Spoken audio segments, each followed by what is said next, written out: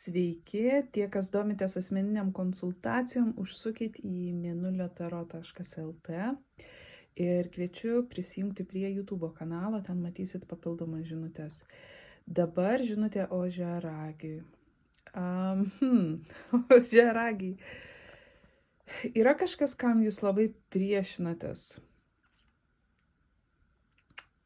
Man atrodo, kad arba yra žmogus, su kuriuo jūs bandot išforsuoti santykį, arba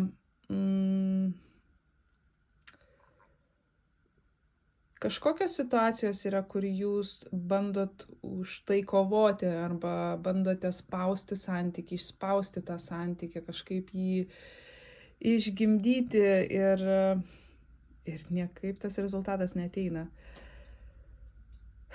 Kodėl taip yra? Todėl, kad greičiausiai tai nėra tas žmogus, tai nėra jūsų žmogus. Galbūt yra konfliktai, galbūt yra nuolatinis susipriešinimas, galbūt yra tiesiog nesuderinamumas ir jūs kalbat visiškai skirtingom kalbom.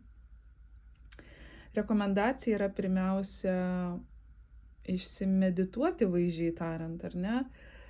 Skirti laiko savo, galbūt pabūti tikrai meditacijoje, ramybėje, kažkokioj vienatvėj, pabendrauti pačiam su savim, ar ne. Ir toks jausmas, kad yra kvietimas pasiduoti pabaigai.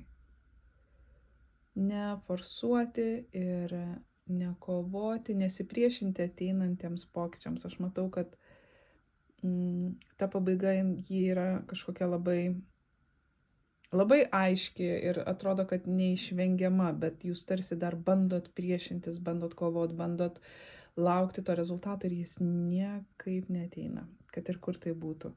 Patarimas yra pasiduoti. Pasiduoti reiškia, kad eiti su srove ar ne ir visa kita susidėlios savaime.